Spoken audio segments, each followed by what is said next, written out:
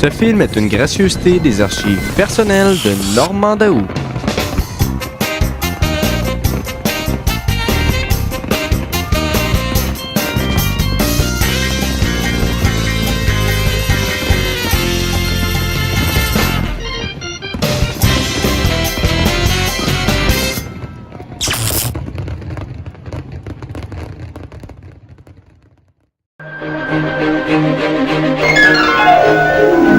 Une émission couleur de Radio-Canada. Dalida, c'est une héroïne. Une héroïne de cinéma, une héroïne de roman et une héroïne dans la vie. J'ai surtout le souvenir de son sourire. Et tant ça c'était éclatant, tant j'ai le souvenir du sombre dans le regard. Chaque fois que Dalida s'est emparée d'un style musical, elle en est devenue la reine. Elle disait souvent, j'ai réussi dans la vie, mais pas ma vie. C'est une mère qui ne voulait pas avoir d'enfant, mais au fond d'elle, elle était profondément mère. C'est comme si elle avait couru toute sa vie pour rattraper sa voix, pour être à la hauteur de sa voix. Dalida, elle a tout choisi. Elle a choisi sa vie, elle a choisi sa carrière, elle a choisi sa mort. Je ne suis pas étonné qu'un jour elle ait décidé en toute liberté du moment où elle partait.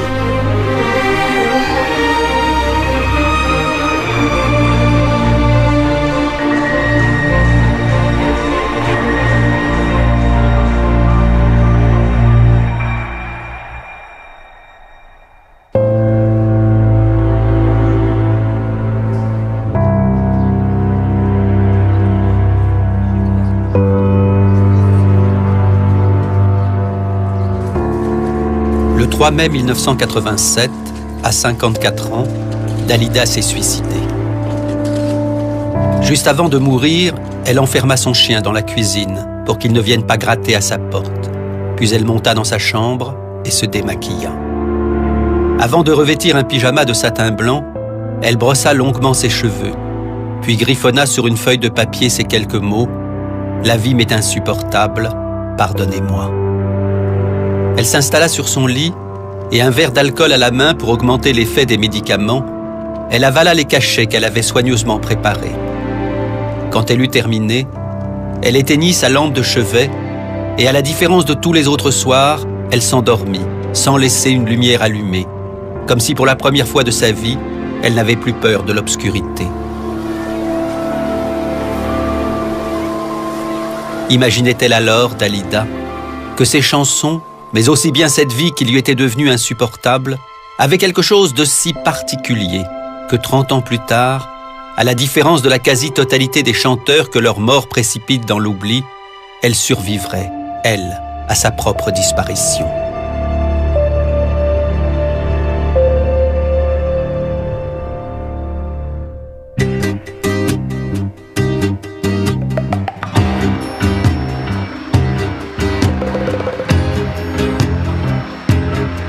C'est ici, au Caire, à 4600 km de Paris, que Dalida est née le 13 janvier 1933.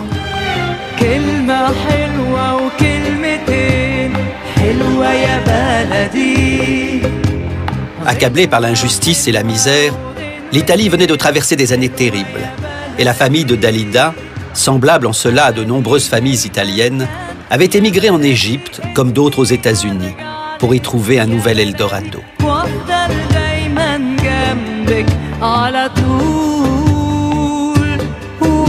Dans la famille Gigliotti, ils sont 5. Pietro, le père, Giuseppina, la mère, et leurs 3 enfants, 2 fils, un grand et un petit, et une fille, Yolanda, la future Dalida. C'était une famille italienne du sud. Disons une famille italienne nourrie sous le soleil de l'Égypte avant de connaître Paris, bien sûr. Mon père était premier violon à l'Opéra du Caire, ma mère, elle était simplement, elle s'occupait de ses enfants. On a vécu dans une culture italienne, vraiment, parce que chacun, même ceux qui étaient nés au Caire, gardaient leur nationalité et leur culture. Vous vous pensiez comme déraciné ? Non, on n'a jamais eu cette impression-là. Mais les chœurs de cette époque-là, c'était formidable. C'était un métissage extraordinaire de toutes les langues, de toutes les confessions.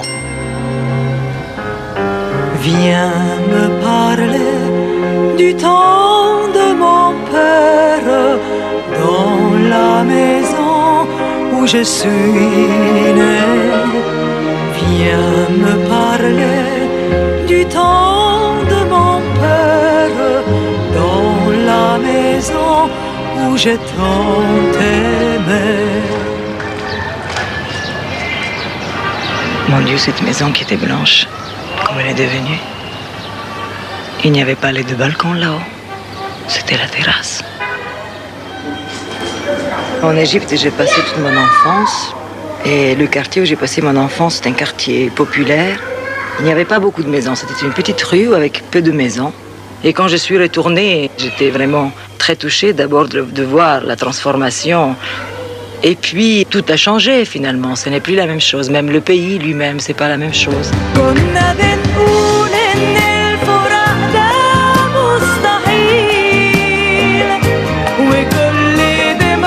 En 1977, quand Dalida revient au Caire, et notamment dans l'institution religieuse où elle avait été scolarisée, les enfants qui l'accueillent ignorent que c'est une survivante. Et une survivante depuis sa naissance. Car bien avant de s'asseoir sur les bancs de cette école, Yolanda n'avait encore que quelques heures, un prêtre fut appelé à son chevet pour lui donner l'extrême onction. À peine née, on la pensa condamnée. Et avec la bénédiction de Dieu, on se prépara à la mettre au tombeau. Mais contre toute attente, Yolanda survit. Hélas, le Caire des années 30 n'étant pas très salubre pour les enfants, à 10 mois, nouveau coup du sort, nouveau drame. Ses yeux s'infectent. La poussière, les mouches, le vent du désert, allez savoir. C'était tout simplement une maladie qui était très courante en Égypte. Courant en Égypte, c'était l'ophtalmie. Et le docteur qui l'a soignée l'a mal soignée parce qu'il y a bandé pendant 40 jours ses yeux. Et donc, quand 40 jours après, on lui a enlevé les bandeaux, elle avait été prise d'un strabisme. D'un œil, d'un strabisme, qui n'était pas de la naissance. Voilà, mon père était devenu presque fou, ma mère aussi. Et ça lui restera au fil de son adolescence, sa jeunesse, une petite coquetterie dans l'air qui fera son charme, qui sera Dalida. On peut imaginer l'effet que ça fait à un enfant aussi petit, à qui on ne peut pas expliquer, qui ne peut pas comprendre ce qui lui arrive, d'être comme ça dans l'obscurité, ça doit être absolument terrifiant. Et le père venait lui jouer du violon pour essayer de la distraire parce qu'elle pleurait. Et évidemment, la musique s'inscrit en elle à ce moment-là comme ce qui soigne, ce qui peut-être ne guérit pas, mais en tout cas ce qui fait du bien. Son père l'apaise, mais l'enflamme aussi. Dès l'âge de 3 ou 4 ans, elle le regarde se faire beau pour aller jouer le soir à l'opéra. Elle l'entend parler de l'orchestre, des lumières, des dorures et de ces femmes fascinantes que l'amour consume.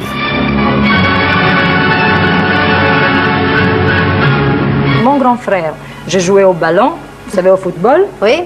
Et avec le petit, je m'amusais à chanter des opéras. Mais c'était marrant voilà parce qui m'intéresse. Oui, mais ce qui était marrant, c'est que je ne chantais pas les partitions de la femme, je chantais le baryton. Enfin, le baryton, mais pourquoi pas? Et mon jamais frère, le ténor, le baryton. Non, le baryton. Qu'est-ce que vous chantiez? Eh bien, je m'amusais à chanter Rigolette ou le Barbier de Séville. Pourquoi pas? Des choses toutes simples. Hein? Ou bien toutes simples. J'essayais de chanter. Vous voulez essayer ce soir? Ah non, en garçon, allez, en garçon, en baryton. Oh allez. mon Dieu. Voici le baryton d'Alida dans le Barbier de Séville. Oimè, oimè, che furia, oimè, che folla, uno alla volta, per carità, per carità, per carità, uno alla volta, uno alla volta, uno alla volta, per carità. Je pense qu'elle a été nourrie de l'idée des divas. L'opéra italien à ce moment-là, c'était vraiment une culture populaire et on a toutes ces héroïnes, la Traviata, etc., qui sont des femmes au grand cœur, qui vont se sacrifier, qui sont très malheureuses, les circonstances sont contre elles. Je pense qu'elle a été nourrie de ce médium populaire.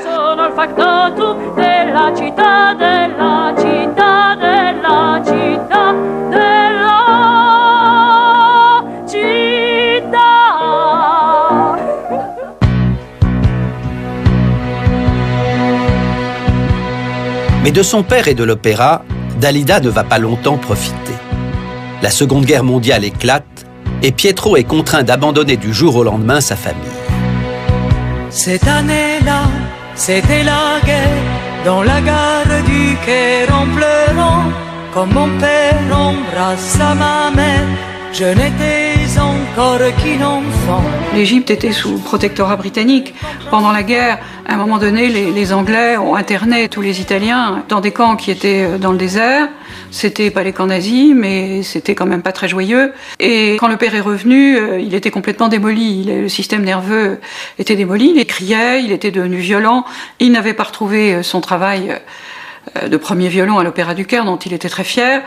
Et donc c'était très difficile. Et elle écrivait qu'elle avait souhaité sa mort.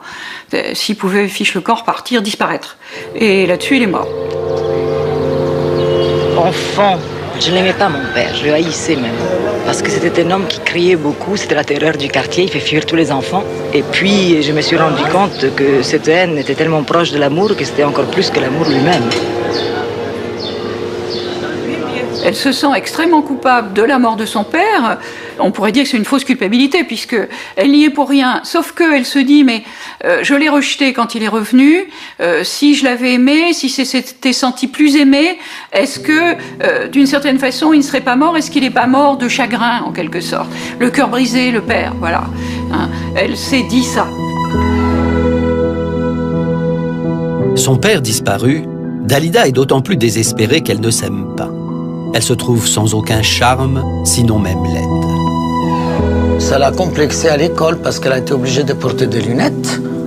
On a l'école, les enfants sont un peu féroces, on a tous été comme ça un peu, et donc souvent on l'appelait à l'école quatre yeux. Elle revenait alors à la maison en pleurant, maman m'appelle quatre yeux. Ma mère lui disait toujours, t'en fais pas, quand tu grandiras, tu seras la plus belle et tu auras les yeux de Nefertiti. Cette année-là, j'avais 16 ans, je portais encore des lunettes. J'ai décidé, en le voyant, de les jeter par la fenêtre. J'aimais pour la première fois, et l'on chantait cette année-là, et l'on chantait cette année-là.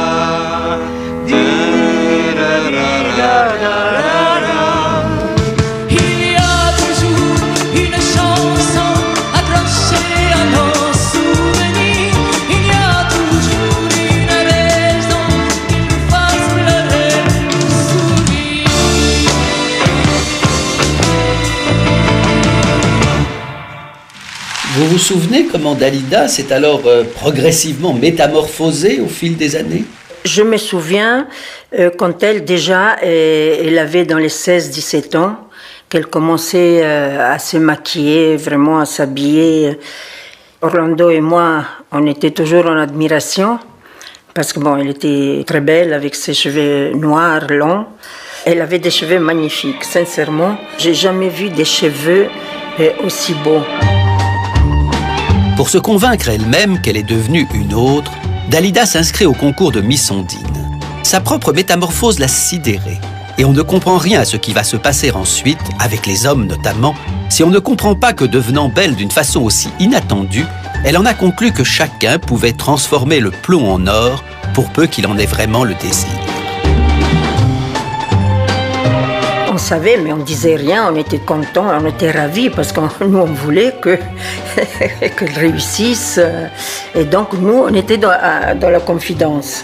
Et bien sûr, elle allait en cachette de sa mère et de son frère aîné. Et comment a réagi sa mère quand elle a découvert la vérité? Comme vous savez, les familles italiennes, mon Dieu, comment sa fille en 2 pièces, elle était en première page du journal.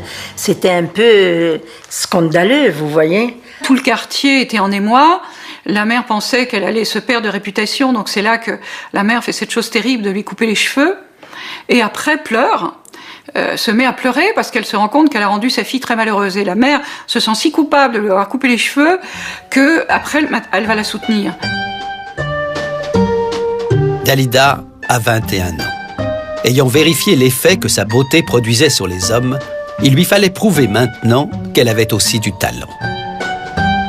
On pensait qu'elle allait devenir quelqu'un, faire du cinéma par exemple, parce qu'à l'époque, on allait beaucoup au cinéma. Comme mon père, il était projectionniste, et donc on la voyait toujours comme quelqu'un qui devait réussir dans le cinéma. On ne pensait pas beaucoup à la chanson.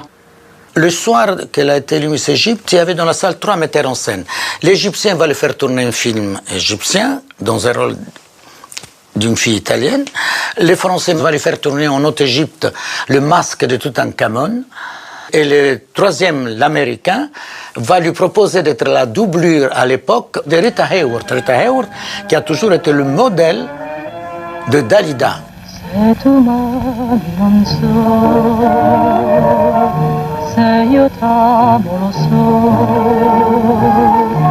Ma sul cuore sconvolto io sento il tuo volto bruciare d'amore. Forse è un sogno per me, illusione per te, desiderio di un'ora, dolcezza che sfiora dall'estasi il cuore. La penombra silenziosa ci unisce così, tra le labbra c'è l'attesa d'un bacio così, anche l'anima più ansiosa può farci sentire. Il y avait une compagnie pour la production des films égyptiens. Il lui avait proposé un contrat de 5 ans et Dalida l'a refusé. Parce que déjà, malgré qu'elle démarrait sa carrière, elle avait eu cette phrase, cette boutade, « L'Égypte c'est bien, mais je veux le monde ». Et quand les Français lui ont proposé de tenter sa chance à Paris, elle ne se l'est fait pas répéter 2 fois. Je voulais toujours être une artiste. Je ne savais pas exactement quoi, mais actrice de cinéma ou de théâtre, chanter, mais je voulais être quelqu'un, voilà. Il y avait une force en moi qui me poussait à faire quelque chose dans le spectacle. J'ai pris mes valises bien sûr vides, mais pleines de rêves. C'était vide parce que j'avais pas un sou, mais il y avait beaucoup de rêves là-dedans. Et j'ai débarqué à Paris un jour de Noël, c'était comme un cadeau. Je suis arrivée en France le 25 décembre 1954. Voilà.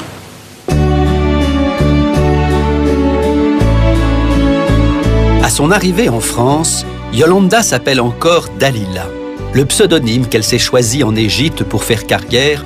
Et c'est à Paris, justement, pour qu'on ne la confonde pas avec l'héroïne biblique qui coupa les cheveux de Samson, qu'elle jugera plus approprié de changer une lettre à son nom et de s'appeler Dalida. Et pour l'instant, Yolanda a d'autres soucis en tête et d'abord trouver du travail, ce qui n'est pas une mince affaire. Il était venu pour faire du cinéma. Mais bien sûr que le cinéma français n'attendait pas les portes ouvertes. Cette Miss Égypte-là qui s'exprimait en français, mais avec un accent beaucoup plus fort à l'époque. Et que surtout, elle n'avait pas le physique pour être Madame Tout-le-Monde. Donc ça a été difficile pour elle, quand elle est arrivée à Paris, de trouver des rôles qui s'adaptaient avec son personnage. Elle a été dirigée vers la chanson, mais comme malgré elle, puisqu'elle le faisait pour gagner sa vie, pour vivre. Et effectivement, elle a été engagée dans les cabarets, en particulier un cabaret qui était à la mode, assez chic à l'époque, qui s'appelait la Villa d'Est. Dans les cabarets où elle se produit, Dalida passe souvent au lever de rideau. Et il lui arrive de chanter devant des parterres presque vides, ou des publics remuants et bavards. Tout va bien, tout va très bien, Madame la Marquise, ne cesse-t-elle d'écrire à sa famille pour la rassurer. Mais la réalité est autrement moins rose. Jusqu'au jour où le hasard frappe à sa porte. J'ai chanté à la Villa d'Est et au Drador pour la première fois, puis je dis que c'était pas bon du tout, il fallait que j'apprenne à chanter. Avec l'argent que j'avais gagné, j'étais chez un professeur, j'ai pris des leçons de chant, mais je crois que ma première chance, c'est au 421 que je l'ai eu. Parce que vous jouez aussi, vous êtes joueuse par-dessus le marché. Non, c'est pas du tout ça, ce n'est pas moi qui ai joué au 421. C'était il y a exactement 3 ans. À l'Olympia, il y avait Bruno Cocatrix qui donnait des auditions en public, alors j'étais moi aussi. Mais bien sûr. Et il y avait dans la salle un directeur artistique d'une maison de disques et puis un directeur artistique de la radio. Et ces 2 messieurs, avant de venir à l'Olympia, ils avaient dîné dans un bistrot à côté. Et un disait, j'ai envie d'aller à l'Olympia voir les jeunes, et l'autre disait, non, j'ai envie d'aller au cinéma. Alors ils ont joué ça au 421, c'est celui qui a gagné, qui est venu, et puis sont eux qui m'ont engagé, et me voilà.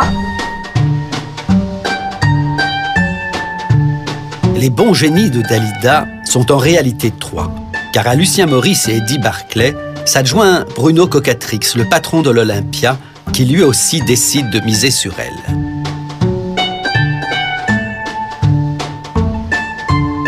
sont là tous les trois, ils cherchent un certain type de femme. Cocatrix, c'est pour l'Olympia. Et puis Barclay, c'est parce qu'il lance en France le micro-sillon. Donc, des disques, il a l'idée qu'on va faire des disques avec la photo de l'artiste sur la pochette. Ça se faisait pas du tout, ça. Il faut quelqu'un qui attire. Donc, une jolie femme, c'est parfait. Et dans le cas du troisième, eh bien, lui, c'est le lancement d'Europe 1 pour Lucien Maurice. Et il veut une femme qui représente Europe 1, qui soit la mascotte d'Europe 1. C'est typique aussi des stars féminines, d'avoir une espèce de Pygmalion, un homme qui va leur dire c'est ça qu'il faut faire, c'est oui, là, tu dois être comme ci, comme ça, parce que c'est une aide énorme. Et ces hommes-là sont des espèces de miroirs, en quelque sorte. Lucien Maurice va aux États-Unis et découvre la playlist, la fameuse playlist. C'est une manière de programmer une chanson sur une antenne radiophonique, mais au lieu de la passer une fois par jour, ou 2 fois par semaine, c'est une multiplication du titre 4 à 5 fois par jour, de manière à ce que l'auditeur puisse se familiariser plus vite, l'intégrer plus vite dans son esprit, et ainsi créer en fait le tube. Lucien Maurice est l'inventeur du tube. Elle est jeune, elle est charmante, elle possède une très jolie voix que vous avez découvert il y a très peu de temps grâce à son premier grand succès Bambino, accompagné au piano par François Babot, Dalida.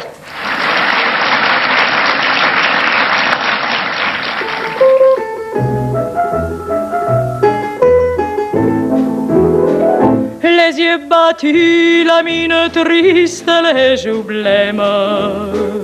Tu ne dors plus, tu n'es que l'ombre de toi-même. Seul dans la rue, tu rôdes comme une âme en peine. Et tous les soirs, sous sa fenêtre, on peut te voir. Je sais bien que tu l'adores et qu'elle a de jolis yeux, mais tu es trop jeune encore pour jouer les amoureux. Lucien Maurice a décidé de passer Bambino de Dalida 7, 8 fois, 10 fois par jour. Donc, ça veut dire que personne ne pouvait louper d'écouter Dalida au moins une fois par jour. On a inventé le matraquage pour Dalida et ça a été toute une nouvelle industrie qui s'est mise en route. Avec tes cheveux si blancs, tu as l'air d'un chérubin. Va plutôt jouer au ballon, comme font tous les gamins. Maman, j'ai réussi, on m'entend à la radio, écrit Dalida dans une lettre. Bambino est de fait un triomphe. Pendant 1 an, le titre caracole dans le hit-parade et Dalida est la première femme à recevoir un disque d'or. Même ceux qui ne possèdent pas d'électrophone achètent le 45 tours pour sa photo qui figure sur la pochette. Et pour la presse que son physique aiguillonne, Dalida devient à la chanson ce que Brigitte Bardot est au cinéma, l'incarnation de la féminité. Et tu as toute la vie. C'est exactement à cette époque-là que vous faites connaissance de Dalida. Vous vous souvenez de votre première impression ? Oh, je m'en souviens. Je me souviens parfaitement de la première fois où nous nous sommes rencontrés toutes les deux. Je me souviens même de la date. C'était en 1956 et Lucien Maurice nous appelle dans son bureau. Il y avait une superbe jeune femme, énormément de cheveux noirs, très noirs. Et j'ai surtout le souvenir de son sourire. Et tant ça c'était éclatant, tant j'ai le souvenir du sombre dans le regard. Parce qu'il y avait trop de maquillage, il y avait une ligne en haut et en bas de col, et son regard était assombri. Mais elle était belle, une taille, très belle femme. Éclatante et sombre. Dès 1956, cette contradiction dans les termes définissait bien Dalida. Bambino avait fait d'elle une vedette, Gondolier allait en faire une star, mais elle restait travaillée par quelque chose de douloureux. Sur ta gondole, tu chantais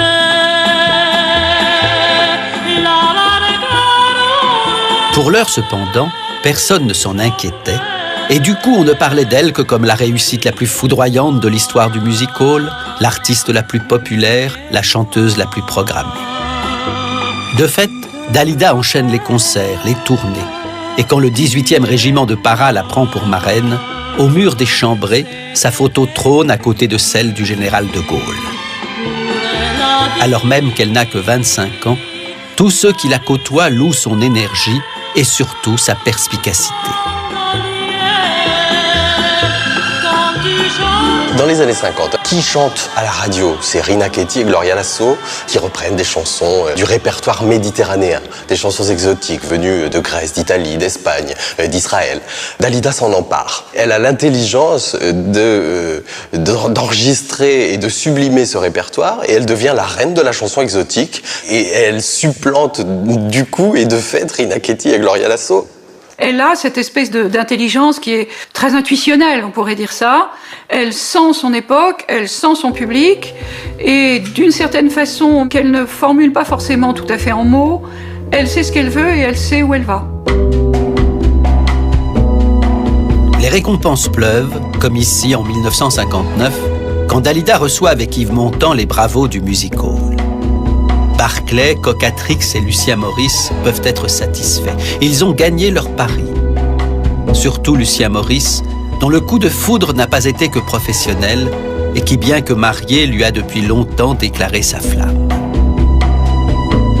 L'histoire de Dalida, Lucien, ça a été vraiment un grand amour. Je dis toujours que Lucien, pour Dalida, elle-même le disait, ça a été son père, son frère, son découvreur, son amant, son mari, il était tout. Ils ont vécu 5 ans de bonheur extraordinaire, de complicité extraordinaire, mais au moment qu'ils ont décidé, ou plutôt c'est lui qui a décidé de se marier, parce qu'à ce moment-là, Dalida n'avait plus vraiment très envie. Elle disait toujours, j'ai vécu pendant 5 ans, pour moi j'étais la femme de Lucien, donc je n'avais pas besoin de me marier. Et quand ils se sont mariés, malheureusement, l'amour avait déjà vécu. Lucien Morisse, consentez-vous à prendre pour épouse Yolanda Cristina Gigliotti? Oui. Yolanda Cristina Gigliotti, consentez-vous à prendre pour époux Lucien Morisse? Oui. Au nom de la loi, je vous déclare unis par les liens du mariage.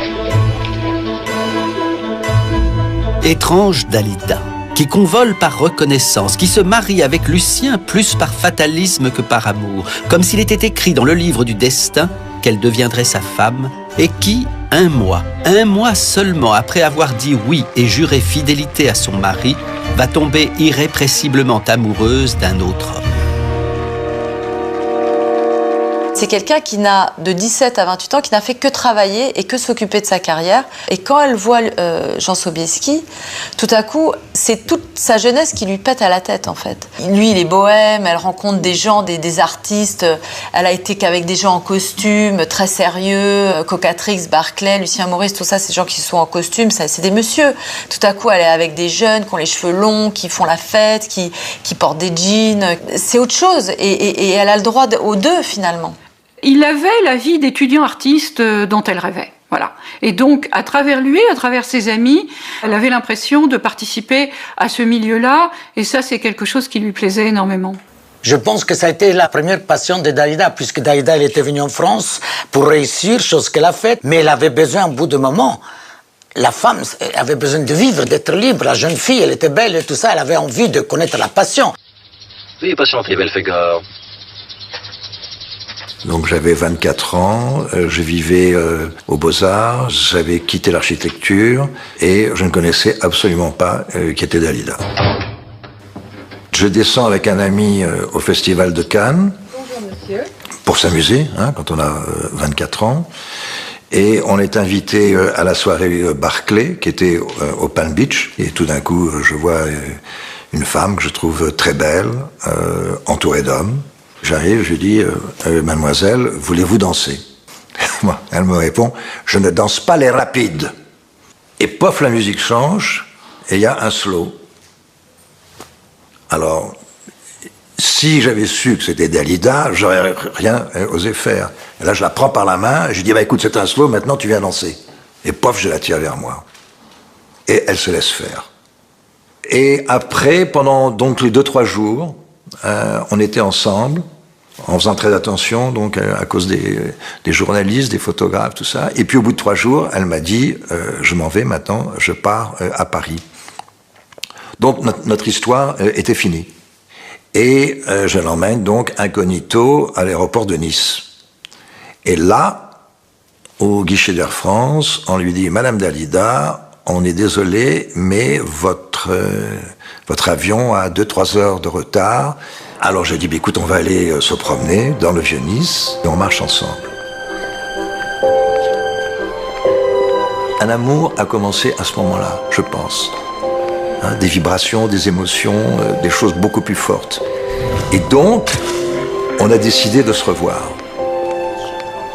Quelle femme était Dalida quand vous l'avez rencontrée? C'était une femme qui avait été élevée dans une famille religieuse, italienne, au Caire, donc qui avait dû être très surveillée par sa famille, qui n'était sûrement pas sortie avec beaucoup d'hommes, qui avait rencontré son mari. Elle était très sérieuse, finalement. Dalida était une petite fille, naïve, qui connaissait rien à l'amour sensuel, sexuel. Dalida en est convaincue. Ce qu'elle prenait jusque-là pour de l'amour n'était qu'un mélange d'affection et d'estime. Avec Jean, elle a le sentiment de connaître d'autres émotions, plus fortes, plus troublantes, plus dangereuses aussi pour sa carrière. Je conduisais ma voiture avec elle, et puis tout d'un coup, sur ces colonnes Maurice, il y avait des immenses placards d'ici Paris, de France Dimanche, tout ça, et voilà, et qui montraient Dalida et moi. Alors, ça l'a foutu un coup, là. Elle a dû dire, oulala, Lucien. Oulala, Lucien, mais aussi oulala, Dalida. Car Lucien Maurice n'est pas seulement un homme puissant dans le monde des médias ou celui de la chanson. C'est un homme respecté et qui compte d'innombrables soutiens. Le blesser, l'humilier, c'est prendre un risque énorme quand on est une artiste. Dalida le sait, le craint, mais ne cède pas sur son désir. Je me dis, mais comment cette femme qui vivait à 200 à l'heure pour sa carrière pouvait tout d'un coup casser sa carrière pour un jeune garçon, pour un jeune minet, qui était moi. C'est quand même assez incroyable. Dalida se retrouve seule face à Europe numéro 1 et à son directeur des programmes. Comment pourrait-elle faire le poids? La presse se déchaîne contre son inconduite, on pronostique sa déchéance, on organise sa mise à mort. Lucien demande le divorce et l'opinion lui semble acquise. Dalida résiste, mais accuse les coups. Et finalement, elle décide qu'avant la fin de l'année 1961, elle jouera son va-tout. L'Olympia, en décembre, la salle mythique, le public parisien, le milieu du spectacle à l'affût, la presse au grand complet, tout ou rien. Elle était paniquée, et en même temps, comme c'était une aventurière de la chanson, une gagneuse, une fonceuse, elle a décidé de se battre et de montrer que par son talent, elle pouvait exister indépendamment de Lucien Maurice. Elle disait, je suis Dalida, et je vais me battre, et je vais réussir. À l'Olympia, donc il y avait dans le métier tout le monde qui disait on va assister à la mort du petit taureau, on va pas la faire chanter, Dalida sans Lucien n'est rien. Et tous les jours, tous les matins, je recevais un coup de téléphone à 8h du matin qui me disait on ne fera pas chanter à l'Olympia. Et le jour de la première, il y avait toutes les radios qui étaient là et qui demandaient au public qui rentrait, il les conditionnait presque, parce que du moment qu'on pose une question à quelqu'un, même si ce quelqu'un ne le pensait pas avant, il le pense. Il posait cette question, est-ce que vous êtes pour ou contre Dalida? Donc ça conditionnait déjà la salle. Et avant que je rentre sur scène, j'ai reçu une couronne de mort, mortuaire, qui avait écrit dessus à la chanson de Fante, Vive Edith Piaf. Et moi qui suis très traqueuse, c'est la première fois de ma vie que je n'ai pas eu le trac. Et je suis rentrée sur la scène, je ne sais pas comment, mais j'ai pas eu le trac du tout ce jour-là. Et vous avez réussi à les battre? Seulement à la 4e chanson. Et qu'est-ce que c'était la 4e chanson? C'était Je me sens vivre. Eh ben la voilà. C'est pas vrai. Je ne savais pas pourquoi je vivais. Je ne savais pas à quoi je servais. Maintenant, je le sais. Mes yeux ne sont faits que pour te regarder. Mes lèvres ne servent qu'à t'offrir mes baisers. Mon oreille a compté les battements de ton cœur et mes mains à saisir et garder ta chaleur. Et depuis je me sens vivre parce que je t'aime. Et depuis lors, je me sens vivre parce que je t'aime, parce que je t'aime, parce que je t'aime, parce que je t'aime, je suis aimée de toi. À la 4e chanson, le public est debout et son ovation dure plusieurs minutes. Le spectacle se poursuit alors comme dans un rêve, et à son terme, Lucien Maurice lui-même, beau joueur ou toujours amoureux, prend Dalida dans ses bras devant les photographes, comme pour s'incliner devant sa victoire. Claude Sarraute écrira le lendemain dans Le Monde « Dalida, la fine mouche, a retourné ses 2000 spectateurs comme autant de crêpes étalées dans autant de fauteuils. » Victorieuse, Dalida a néanmoins senti passer le vent du boulet et elle sort de l'Olympia déterminée à ne plus jamais perdre la main. Tout en poursuivant son histoire d'amour avec Jean, elle veut de nouveau se consacrer en priorité à sa carrière. Où est-ce qu'elle habitait à l'époque? Chez vous? Comment voulez-vous qu'un jeune peintre de 24 ans puisse loger Dalida? Elle n'allait pas aller vivre dans un petit studio. On habitait à Neuilly à ce moment-là, dans un appartement, et elle m'a dit j'ai trouvé une maison formidable avec un atelier, tout ça. Jean, tu vas voir, tu vas adorer, et tout et tout. Et donc elle m'a emmené dans cette maison d'Orchamps. Vous n'aviez pas peur de devenir Monsieur Dalida? Oui, oui, bien sûr. Oui, oui, bien sûr. D'être ramené à ce qu'on appelle le prince consort, quoi. C'est-à-dire être la seconde roue du carrosse. Au début, moi, quand je sortais dîner avec elle, je payais, puis à un moment donné, je ne pouvais plus payer. Hein. Et donc, surtout quand elle venait avec ses amis. Alors, elle me glissait de l'argent sous la table pour que je puisse payer pour les 6, 7 ou 10 invités. Comprenez ? Donc, c'était assez ennuyeux pour moi, parce que c'était moi qui sortais l'argent, qui payait, tout le monde savait que c'était Dalida qui payait. Donc, j'étais dans une situation complètement en porte-à-faux.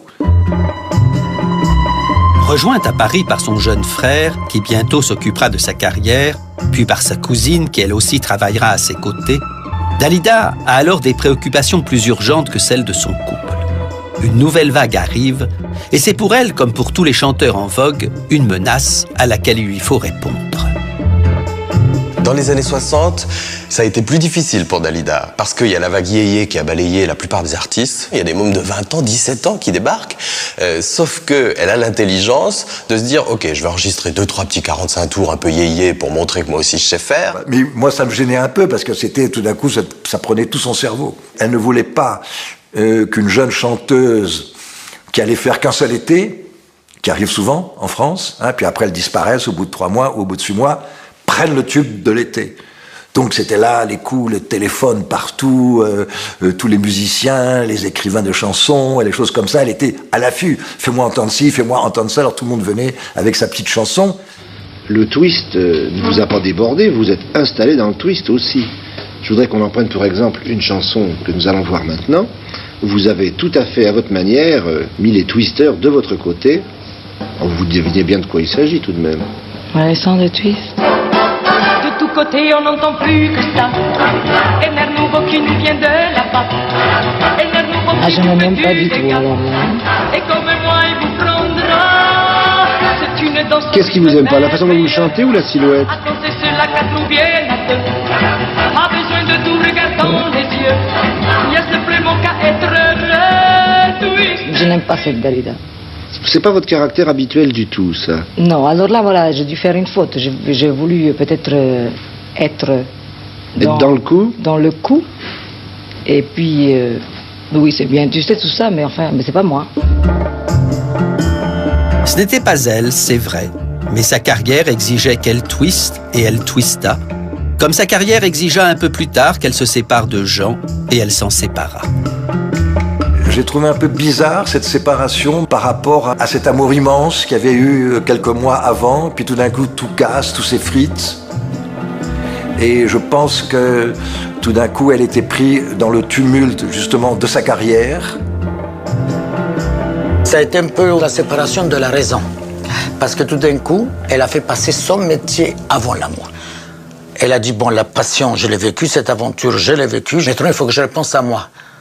Parce qu'à ce moment-là, elle n'avait plus Lucien pour s'occuper d'elle. Dans les années qui suivent, la vie de Dalida se confond désormais avec son travail. Ses concerts font salle comble et ses disques s'arrachent. Un journaliste commente « Sur le trône de Piaf s'est assise Dalida ».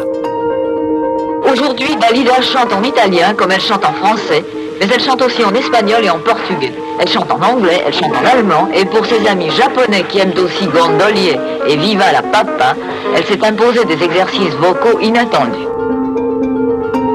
Certes, quelques hommes traversent sa vie, mais c'est d'abord la solitude qui accompagne Dalida au quotidien. Avec le métier que je fais, quel est celui qui s'attachera à moi pour de bon, se demande-t-elle dans une interview, ajoutant un peu plus tard, après avoir chanté devant des milliers de spectateurs enthousiastes et pensé mourir étouffé par la foule, le succès a parfois quelque chose de terrifiant.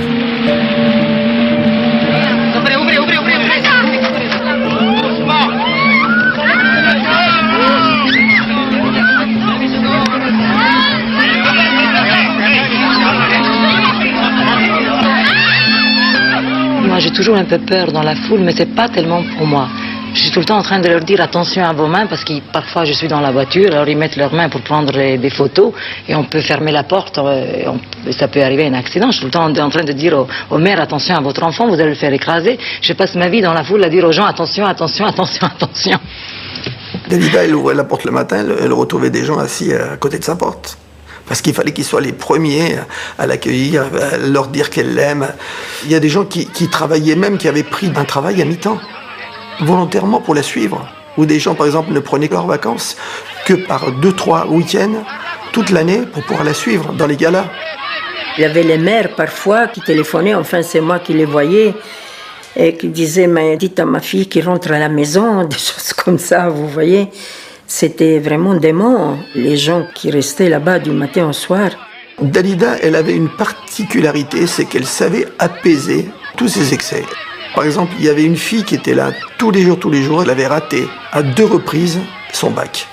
Et Dalida, un jour, elle l'a pris entre 4 yeux et lui a dit, voilà, je sais que tu m'aimes, je sais que c'est indispensable pour toi, mais maintenant, ce qui est indispensable pour moi, c'est que tu réussisses ton bac. Alors, à partir d'aujourd'hui, tu vas cesser de me suivre et passer ton bac. Et comme par enchantement, elle a réussi son bac. Et Dalida, on était toutes fières.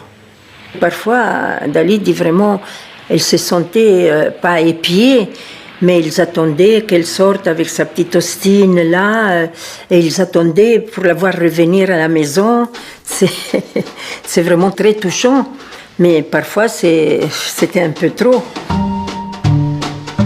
Dans cette maison de la rue d'Orchamps, qui deviendra son havre historique, le confort et le service sont ceux d'un grand hôtel dont Dalida serait l'unique cliente.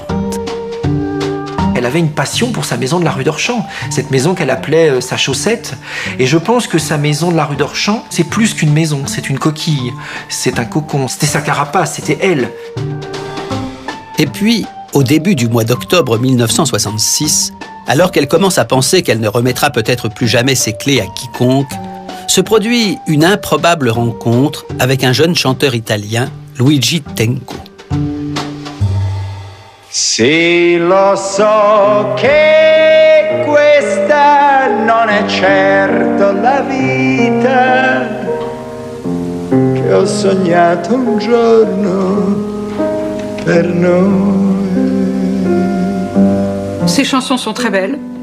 Il est un peu en avance sur son époque. Il n'est pas fait pour un très très grand public, probablement. Tenco serait le Bob Dylan italien. Des chanteurs à la voix un peu rappeuse, un peu rauque, et qui chantent des chansons à texte qui sont des chansons contestataires.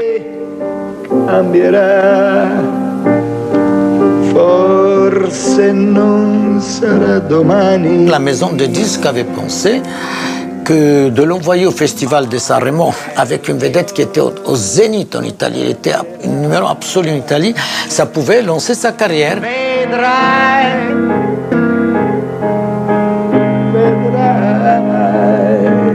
Là, dès qu'elle l'a vu, ça a été vraiment le coup de foudre. Et on l'a tout de suite compris, parce que surtout elle, pour accepter d'aller à un concours de Sanremo, enfin, elle a accepté, parce que dès qu'elle a vu ce garçon, elle est tombée amoureuse. Dalida et Luigi vont en effet s'aimer.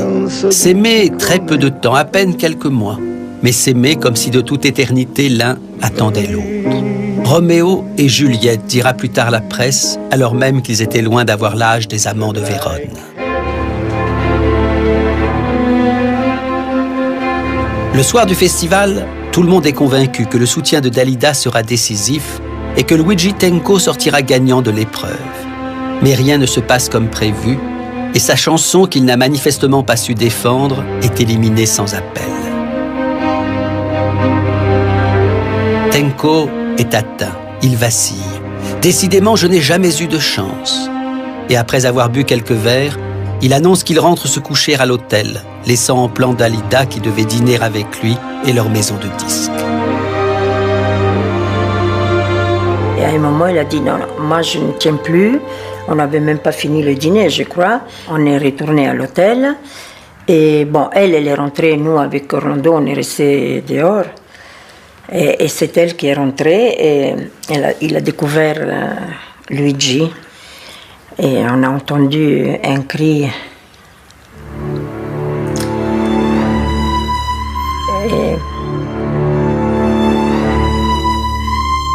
Luigi s'est tiré une balle dans la tête.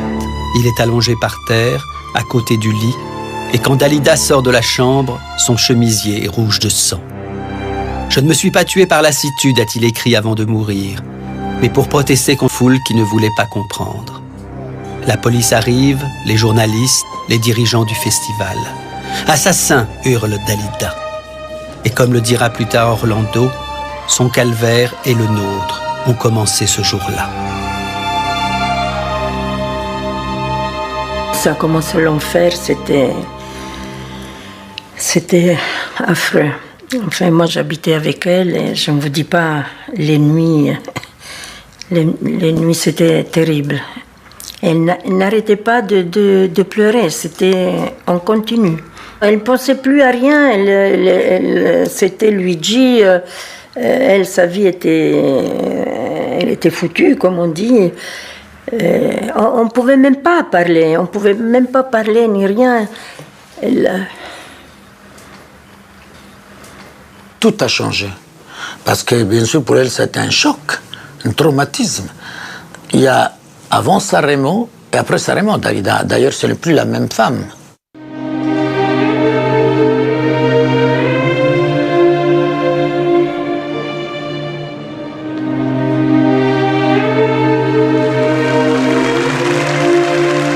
Dalida, 3 semaines après la mort de Luigi Tenco, reprenant la chanson qu'il avait chantée le jour de son suicide et portant de nouveau la robe qu'elle portait à Sanremo.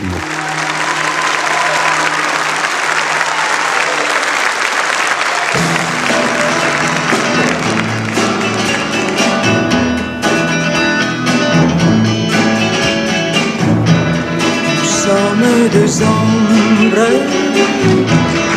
de solitude, un grand amour sombre dans les habitudes, et l'on ose à peine rompre les silences. Mieux vaudrait la haine que l'indifférence, mais je veux vivre.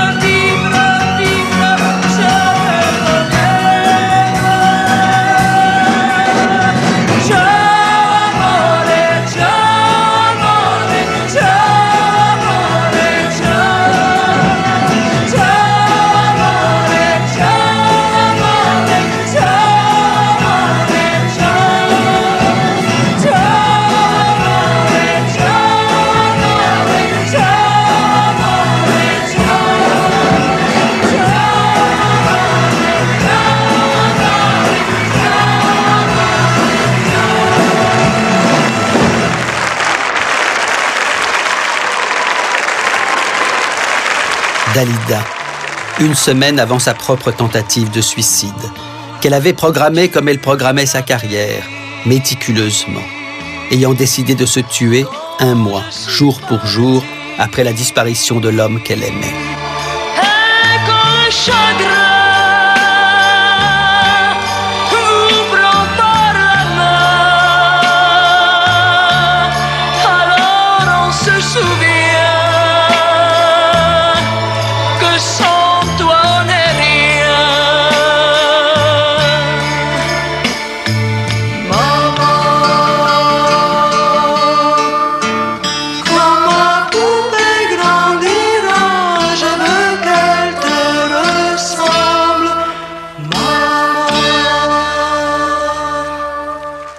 a dit il faut que je parte à Turin pour voir, je sais pas quoi, elle voulait voir l'oncle de Luigi, enfin une histoire de fou. J'ai dit écoute, tu vas pas partir seule en Italie? Non, mais tu sais, on m'attend là-bas, il y aura les gens de la maison de disques, ne t'inquiète pas. Je dis ok, ben d'accord. Et je l'ai accompagnée avec mon mari jusqu'à l'enregistrement. Elle a enregistré et moi j'attendais, je dis bon, je voulais la voir partir. Elle me dit mais non, allez-y, vous, allez les amoureux, vous n'allez pas rester, tout va bien. Et ça y est, j'ai enregistré, il n'y a plus rien et ben, on est parti. Et elle a attendu qu'on partait et elle est sortie de l'aéroport et elle est partie à l'hôtel. Elle est partie à l'hôtel, où elle voyait Luigi quand il venait à Paris, et dans la même chambre. Dans une des 3 lettres qu'elle écrivit avant d'avaler plusieurs tubes de barbiturique, on peut lire ces quelques mots. « J'ai voulu me tuer sans haine pour moi-même ni pour personne. Mais la vie sans Luigi Tenco m'est insupportable. Je veux aller le rejoindre et entreprendre là-haut ce que je n'ai pas pu faire ici-bas. » Dalida passe 5 jours dans le coma. Et une fois encore, certains la pensent condamnée. Mais une fois encore, elle survit. Ou plutôt, elle renaît, radicalement transformée par son geste, comme elle en témoignera quelques années plus tard à la télévision. Je ne regrette absolument pas, au contraire, tout ce qui m'est arrivé, parce que je trouve que cette souffrance, elle m'a purifiée, elle m'a libérée d'un tas de choses. Elle m'a beaucoup enrichie. Si j'ai changé, c'est grâce à cette souffrance. Alors donc je dis merci mon Dieu de m'avoir fait souffrir. Devant sa mère, que sa tentative de suicide a désespérée et qui, arrivée à Paris, ne la quittera plus jusqu'à sa mort en 1971, elle jure de ne jamais plus commettre l'irréparable. Commence alors ce qu'elle appellera ses 4 années d'hiver, éclaircies néanmoins par la naissance de son neveu, qui portera le prénom de son amant mort, Luigi, et par un bref amour avec un étudiant italien, Lucio, de 12 ans son cadet. Mais pour l'heure, ce que cherche surtout Dalida, c'est à comprendre. À partir de 67, il y a eu vraiment une soif de livre, une soif de connaissance. Il fallait qu'elle cherche le sens. Et le sens des choses, elle s'est dit, il doit être dans les livres. Il faut que je lise les témoignages, il faut que je lise les essais des philosophes, il faut que je comprenne. En ce moment, ce que je lis, de Julius Evola, La métaphysique du sexe. Et puis, il y a La puissance et la fragilité de Hamburger. Et puis, il y a un 3e, c'est Malaise dans la civilisation de Freud. Voilà les 3 que j'amène avec moi. On découvre une Dalida qui est complètement passionnée par les mécanismes psychiques, mais aussi la philosophie orientale. Elle se révèle comme étant une véritable intellectuelle, curieuse, à l'écoute de l'autre, mais aussi extrêmement cultivée. Il faut imaginer, à l'époque, on se moquait quand on parlait de la quête spirituelle de Dalida. Les gens ne pouvaient pas imaginer. Dalida, c'était un personnage lumineux, solaire, superficiel, alors qu'en fait, Yolanda était quelqu'un de profondément spirituel, de mystique même, je pense. Je n'ai pas eu la chance d'aller beaucoup à l'école. Je suis allée jusqu'à l'âge de 14 ans. Et je me suis dit, qu'est-ce que je peux faire? Le temps qui est perdu, il est perdu. La seule chose que je peux faire, c'est me prendre moi-même comme champ d'expérience et essayer de me connaître. Avant, quand je rentrais chez moi, j'étais vraiment seule. Mais maintenant, quand je suis chez moi seule, je ne suis plus seule parce que je converse avec moi-même. J'ai un tas de choses à découvrir en moi que je ne suis plus seule du tout. Dalida est alors d'autant moins seule qu'un nouvel homme est entré dans sa vie. Celui-là même que la caméra filme de dos et qui l'interviewe. Arnaud Desjardins, maître zen français, auteur des Chemins de la sagesse, initié au bouddhisme lors de l'un de ses nombreux voyages au Tibet. Ça n'a pas été un amour comme les autres hommes, c'était comme un gourou, vous voyez. Et il répondait souvent à des questions qu'elle lui faisait. Et c'est comme ça qu'il l'a introduit aussi dans ce monde spirituel. Et c'est comme ça qu'elle a été en Inde. Arnaud, c'était pas une beauté, c'était pas un jeune homme, mais pour lui, elle avait une telle admiration intellectuelle. C'était une sorte de sage, de gourou, il savait tout, elle avait l'impression de ne rien savoir. Donc, comme il avait la connaissance, entre guillemets, elle était persuadée que c'était un homme qui était au-dessus d'elle. Il paraît qu'il exerçait sur Dalida un véritable pouvoir. Et il lui a demandé d'arrêter la chanson, d'arrêter son métier pour se consacrer uniquement à la spiritualité. Et elle n'était pas loin d'accepter. Ça aurait été catastrophe, mais elle y avait pensé sérieusement. Arnaud était très amoureux d'elle, et elle était très amoureuse d'Arnaud aussi. Arnaud Desjardins, ça a été un très bel épisode, mais est-ce qu'elle était amoureuse de l'homme? Est-ce qu'elle était amoureuse de l'auteur des Chemins de la Sagesse? En plus, il était marié, donc c'était quand même un peu compliqué. Et il a correspondu dans la vie de Dalida à cette période très précise, entre parenthèses, de cette quête spirituelle. Et à partir du moment où elle a retrouvé son souffle, elle est sortie de cette histoire. Retrouver son souffle. C'est vrai que Dalida en faisait le vœu, mais la vie n'était pas pressée de l'exaucer. En 1970, Lucien Maurice se suicide à son tour, d'une balle dans la tête. Pour Dalida, c'est un cataclysme. Tombant à genoux devant sa dépouille, elle s'écrie « Je n'aurais jamais dû te quitter, pardonne-moi ». Et avant de l'enterrer, elle le veillera pendant 3 jours et 3 nuits.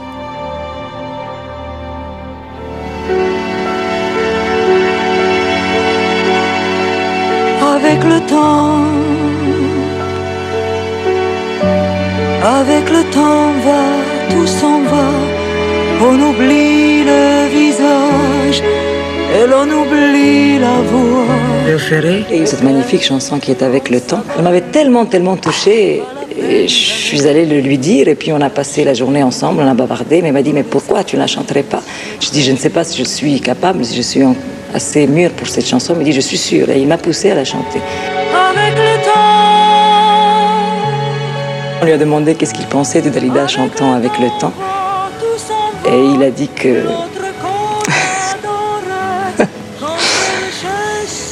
que bon, j'étais une grande interprète de la chanson française. Au détour d'un regard, entre les lignes, entre les mots et sous le phare. Toutes les expériences qu'elle a vécues, elle va les mettre au service de son art.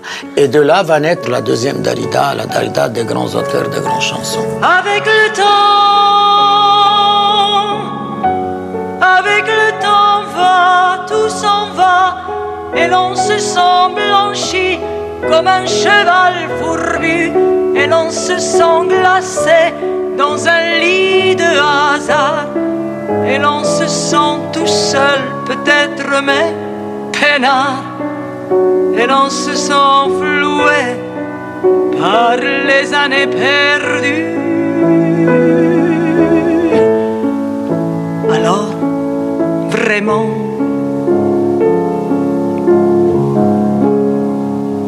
avec le temps,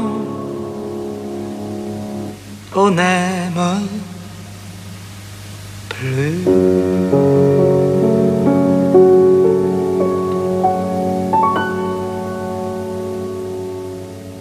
Après Tenco, c'est-à-dire après 67, elle se met à chanter des chansons super fortes. Elle cherche plus à être à la mode, elle cherche à être proche d'elle. Et c'est comme ça qu'elle ramène le public à elle, en fait. C'est en étant aussi sincère que ça. Les gens, ils ne pensaient pas que Dalida pouvait chanter du Léo Ferré, je les comprenais très bien. Mais moi, qui avais eu une révolution intérieure qui s'était faite en moi, j'avais envie de chanter ce genre de chansons. Et je me disais, est-ce que le public, il va l'accepter? Est-ce que je vais pouvoir le faire passer? Parce que ça aussi, il fallait savoir. Et puis, bon, je pense y être arrivé. Et le plus grand plaisir que j'ai eu aussi, c'est que mon public, lui, il a évolué en même temps. Et puis, il y a un autre public qui est venu se greffer avec ce public-là. Je ne rêve plus, je ne fume plus, je n'ai même plus d'histoire. Je suis seule sans toi, je suis laide sans toi. Je suis comme un orphelin dans un dortoir. Dali m'appelle et me dit « Serge, t'as une chanson extraordinaire, cette chanson, je la veux. » Je lui dis « Mais Dali, oui. » Je lui dis « Il n'y a pas de problème, les chansons sont faites pour être chantées. » Et c'est vrai. Il fut une époque où tout le monde chantait les mêmes chansons. Et c'était des succès qui étaient chantés par 10, 15 stars. Je suis fatigué, je suis épuisé de faire semblant d'être heureuse. Quand ils sont là, je bois toutes les nuits, mais tous les whisky pour moi. Et je suis persuadé que c'est elle qui en a fait un tube. C'est sa chanson pour moi. C'est sa chanson parce que chaque fois que je l'ai vue chanter cette chanson, c'est vraiment ce qu'elle avait envie de dire, quoi. C'est ce qu'elle avait envie de dire encore 3 fois plus que moi. Je suis malade, complètement malade. Elle l'a chanté pas du tout comme moi. C'était une déchirure, c'était physique. Elle donnait pas le même physique que dans les autres chansons. C'est le physique de l'âme, voilà. Quand toi tu dors, je suis malade. Quand elle chante « Je suis malade », on a envie de vraiment soit de la prendre dans les bras, soit de pleurer avec elle. Et pourtant, juste après, elle peut sourire, être une autre. Mais le temps de la chanson, elle a été au bout de sa souffrance et elle a exprimé sa souffrance profonde. Elle devient la chanson. Et des paroles qu'elle n'a pas écrites elle-même, elle les dit avec une telle vérité qu'on croit que c'est sa vérité. Le soir, et qu'elle me laissait seule avec mon désespoir, je suis malade. C'est ça, je suis malade. Tu m'as privé de tous mes chants, tu m'as vidé de tous mes mots, et j'ai le cœur complètement malade, cerné de barricades. T'entends, je suis malade.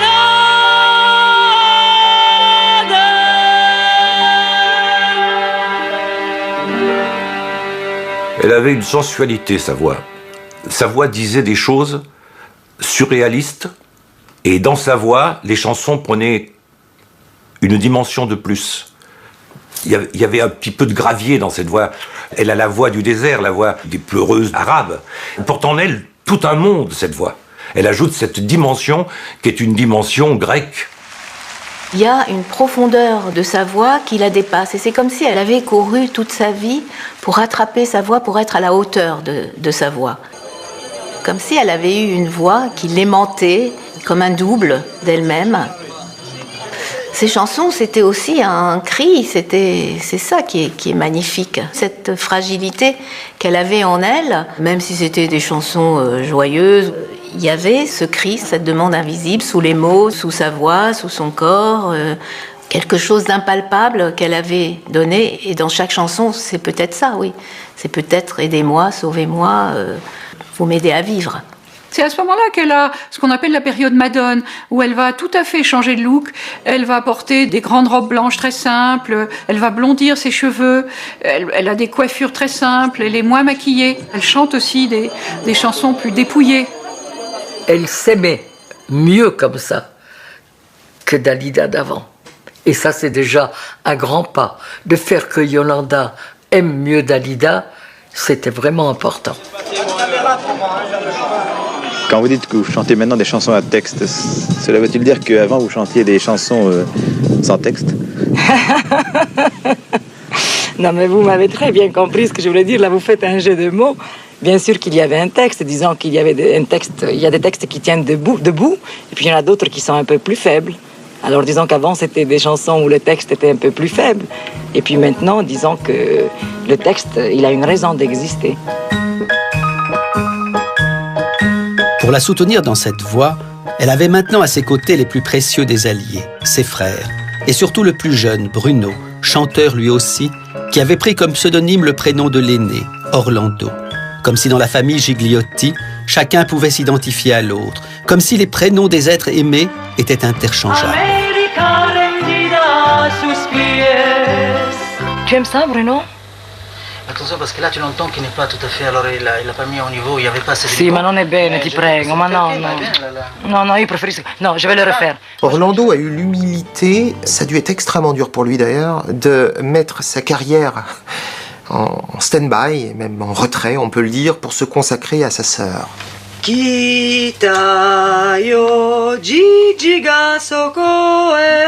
Orlando est la pièce maîtresse de la gestion de la carrière de Dalida. C'est celui qui va lui permettre de ne jamais tomber dans la ringardise ou dans l'oubli. C'est celui qui va lui permettre de rester toujours au top tout au long de cette carrière.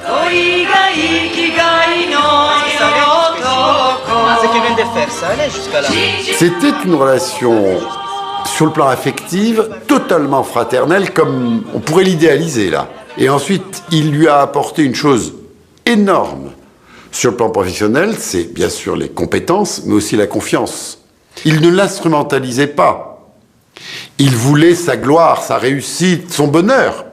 Il me connaît tellement bien, il a une identification tellement grande qui fait qu'il sait exactement parfois ce que je pense, ce que je veux. Alors il me soulage énormément. Une fois, on a fait un pari, on s'est dit, voilà tant de chansons et je vais choisir et tu vas choisir sans me le dire. Et nous sommes tombés exactement sur les mêmes chansons. Il me connaît tellement bien que c'est formidable. Bruno, oui. Dis-moi, oui, qu'est-ce que vous pensez? Moi, je la trouve un peu triste comme ça avec ces cœurs-là. Vous voulez pas venir avec moi? Elle a eu cette phrase extraordinaire, 2-3 ans avant qu'elle nous quitte. Si mon frère n'était pas mon frère, je l'aurais épousé parce que c'est le seul homme qui m'a compris. Et quand il arrivait, la foule s'écriait Arriva Gigi amoroso, croqueur d'amour, l'œil de velours comme une caresse.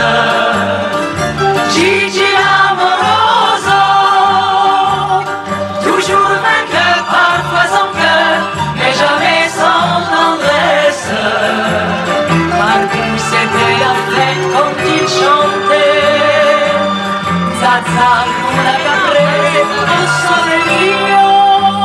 Il faut chanter jusqu'au bout. Les années qui suivent, Dalida les considérera comme les plus belles de sa vie. Sur le plan professionnel, bien sûr, où elle connaît alors nombre de ses plus grands succès. Il venait d'avoir 18 ans, ou Parole, Parole, qu'elle chantera avec Alain Delon, mais aussi sur le plan sentimental, car une nouvelle fois, elle est tombée amoureuse. Richard Chanfray, un étonnant personnage qui se dit la réincarnation du comte de Saint-Germain, mort en 1784. Dalida dit de lui « J'aime son air romantique ». Il a beaucoup souffert et il est incollable en histoire. Il exerce un charme au sens presque de sortilège sur les êtres. Il se prétend voyant et magicien, alchimiste. Dans Paris, on se moque un peu, mais en même temps, il est quand même reçu partout. Il passe à la télévision, et dans les journaux, etc. Est-il, le comte de Saint-Germain, un acteur en mal de publicité, un mystificateur sans scrupules, un imposteur génial? Est-il, au contraire, l'égal de Paracelse? Écoutez, c'est très simple. Je suis peut-être tout ça à la fois, mais la façon la plus simple de le démontrer, je pense que c'est de faire une transmutation et de vous prouver. Celui qui transformait le plomb en or.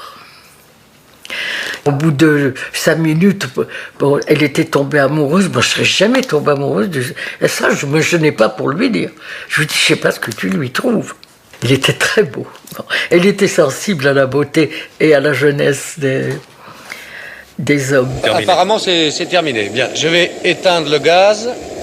Je suppose que ça doit être un peu chaud. Je vais prendre ça comme ça. Lâchez-le dans l'eau. Je le lâche dans l'eau. Lâchez-le. Elle n'a jamais été dupe du personnage. Alors elle a été séduite par cette personnalité fantasque qui finalement la faisait rêver parce que le type était un doudingue. Elle a jamais cru qu'il transformait le plomb en or. Aucune réaction. S'il n'y a pas de réaction, c'est de l'or. Oui, c'est toujours resté jaune, c'est donc de l'or. Écoutez, bravo.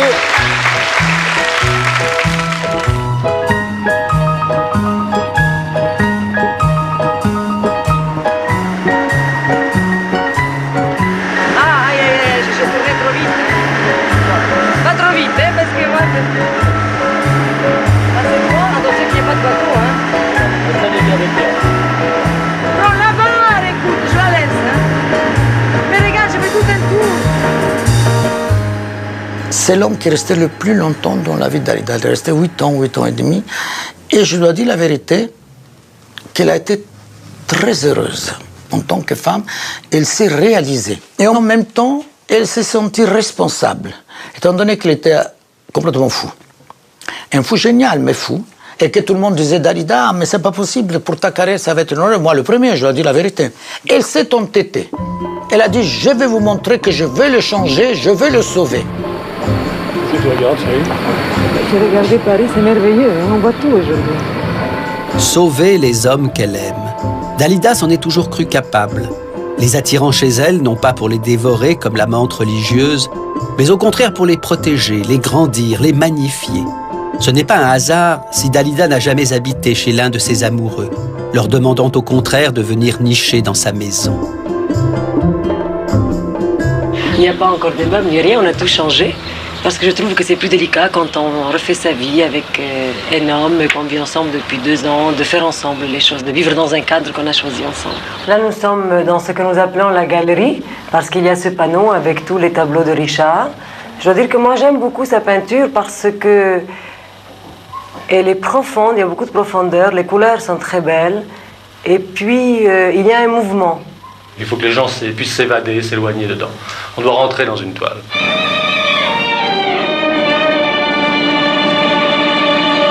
Montmartroise désormais que Modigliani, Marcel Aimé ou Céline, qui d'ailleurs habita dans cette même maison de la rue d'Orchamps, Dalida devient l'une des muses de ce quartier où elle a le sentiment d'être vraiment chez elle. Dalida est assez possessive. Elle s'arrangeait pour que tous ses amis proches habitent à côté. Moi, j'habitais quand même pas loin, j'habitais au marché Saint-Pierre. Elle s'est débrouillée pour que j'aille habiter au Moulin de la Galette. Elle a insisté, gentiment, parce que la manière dont elle le faisait était vraiment très gracieuse, très affectueuse. En fait, elle avait une certaine autorité. Faisant à l'occasion les courses elle-même, elle organise régulièrement des agapes dans sa maison, et tout particulièrement comme un rituel, le dimanche soir, ravie à l'idée d'être souvent la seule femme présente. Oui, vous me donnez un paquet de beurre. Ces dîners du dimanche soir, c'est un peu familial. Mais la famille qu'elle se composait, c'était elle qui s'occupait de la préparation, il n'y avait pas de personnel, et c'était les copains, et fallait déconner. Elle aimait bien qu'il y ait de l'ambiance, qu'on se dispute un peu, qu'on rigole, quoi. Et il y avait son frère, il y avait quelques amis, Pascal Sevran, Pascal Auria, qu'on a un peu oublié, qui était celui qui a composé la musique. Il venait d'avoir 18 ans, des gens de droite, des gens de gauche. Et elle présidait à tout ça avec beaucoup d'amour et en même temps un art de vivre qui faisait qu'on passait des soirées vraiment magnifiques.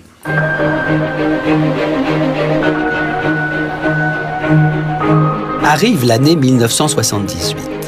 Pour Dalida, habituée à connaître le succès bien au-delà des frontières de la France, c'est la consécration américaine qu'il lui faut maintenant viser. À son tour, comme Beko, comme Aznavour, Dalida s'est décidée à risquer l'aventure américaine.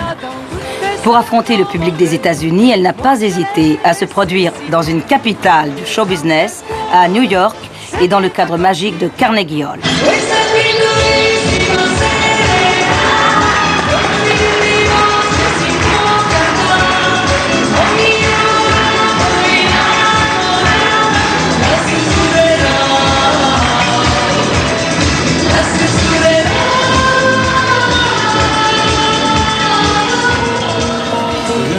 Les photos de la maison de Corse du week-end de Pâques. Montre-moi. Tu vas voir ça. De retour en France, Dalida, dont un journal américain avait écrit qu'elle n'était pas une chanteuse mais une religion, Dalida retrouve la vie avec Richard et il apparaît de plus en plus clairement que celui-ci est ambivalent devant son succès. Il s'en réjouit en tout cas autant qu'il en souffre et incapable d'être à la hauteur de celle qu'il aime encore, il s'abandonne au ressentiment, pire, à la violence, jusqu'à finir un beau jour par devenir le héros d'un tragique fait divers. Il y avait de la lumière dans la chambre de l'employé de maison. Qu'est-ce qu'il fait? Il monte avec un fusil. Déjà ça, c'est pas normal. Et alors, quand il ouvre la porte, il y avait quelqu'un. C'était le fiancé de la femme de chambre. Il a tiré, ou il est parti, le coup est parti, parce qu'il était imprévisible. Le fiancé de la femme de chambre est grièvement blessé. La police interpelle Richard Chanfray et en dépit d'un pieux mensonge tenté par Dalida pour le disculper, il se retrouve bien vite en prison. Dali a annulé tous ses concerts, elle a tout annulé, elle a passé ses journées chez elle à pleurer, à faire des coussins. Elle a fait au moins 200 petits coussins comme ça, brodés, machin. Elle était follement amoureuse de lui. Et pour elle, le fait qu'il soit absent, qu'il soit en prison, etc., c'était épouvantable. Vraiment, plus rien ne l'intéressait à ce moment-là. Mais je pense qu'à partir de ça, ça a donné à réfléchir à Dalida. Qu'elle a compris que je ne sais pas s'il pouvait être l'homme de sa vie ou pas. Ça l'a fait réfléchir. Dalida n'a vraiment pas eu de chance avec plusieurs des hommes qu'elle a aimés. Vous vous expliquez comment cette compulsion de répétition ? Ces hommes apparemment très différents, on s'aperçoit qu'ils ont en commun une enfance très difficile, un problème de père toujours. Dans le cas de Lucien Maurice, le père a été emmené en camp de concentration. Il a vécu enfant pendant la guerre dans Paris, quasiment orphelin tout seul, quelque chose de très très difficile. Luigi Tenco n'avait pas de père, élevé par sa mère. Il collectionnait les armes, donc aussi une espèce de fascination pour la violence. Dans le cas de Saint-Germain aussi, il y avait un père défaillant, élevé par une mère seule, une jeunesse délinquante. Jugé pour tentative d'homicide involontaire, Richard échappera à la prison et restera encore un temps auprès de Dalida. Mais elle n'imagine plus, si tant est qu'elle l'a imaginé un jour, qu'il aurait pu devenir le père de ses enfants qu'elle n'aura pas, et dont elle dit encore qu'il lui manque, mais sans plus y croire. Quand mon fils est né, elle est tout de suite venue à la clinique, elle m'a plus quittée, enfin elle adorait les enfants, elle aurait rêvé d'en avoir. Et plusieurs fois, je lui ai posé la question et elle m'a dit « j'aurais pas été capable », parce qu'elle se croyait incapable de tout. C'est fou, elle savait tout faire, elle pouvait tout faire, et elle avait toujours l'impression d'être en deçà de ce qu'elle pourrait faire. Elle avait le sentiment qu'elle-même, de par son travail, ne serait pas suffisamment présente, qu'elle avait beaucoup souffert de solitude enfant, et donc elle trimballait un malheur d'enfant, un malheur de petite fille, dont je pense qu'elle l'a à peu près traîné toute sa vie. Est-ce que c'est pour ça qu'elle a choisi d'avorter après le suicide de Tenco ? Parce qu'elle a été alors enceinte de ce jeune étudiant italien avec qui elle a eu une aventure. Il était hors de question pour elle de se mettre avec quelqu'un qui avait 10 ou 12 ans moins qu'elle. Et en même temps, je pense que la chose qui l'a vraiment le plus retenue, ça a été qu'elle avait peur. Elle a dit « je ne suis pas dans un état normal, j'ai peur de transmettre à cet enfant mes propres angoisses ». Cet idéalisme qu'avait Dalida par rapport à sa relation avec un homme eût été différente si elle avait eu un enfant. J'en suis persuadé.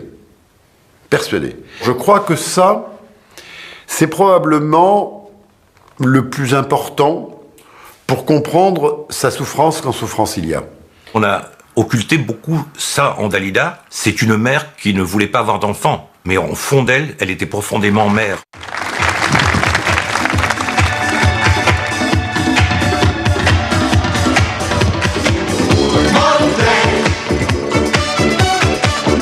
Pour l'heure, et une fois de plus, Dalida oublie sa vie personnelle pour ne penser qu'à sa carrière.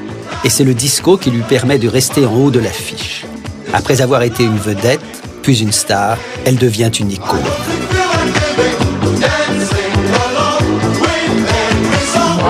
Je vis d'amour et de rire, je vis comme s'il n'y avait rien à dire. J'ai tout le temps d'écrire mes mémoires, d'écrire mon histoire à l'encre bleue. Laissez-moi danser, laissez-moi danser, chanter en liberté tout l'été. Elle devient une disco queen, ce qui était complètement inattendu quand on se souvient de cette chanteuse orientale venue d'Égypte, très, très pudique. Dalida, à cette époque-là, dans les années 70, s'empare du disco, elle devient une des pionnières du style et elle véhicule vraiment une ambiance joyeuse, festive, elle fédère. Moi, je vis d'amour et de risque quand ça ne va pas. Je tourne le disque, je vais, je viens, j'ai appris à ne m'adapte pas à la mode. Je prends la mode et puis je l'adapte à mon personnage. Je ne serais pas là devant vous si je n'avais pas suivi mon époque. Tout change. Les bouddhistes disent qu'il n'y a que le changement qui ne change pas.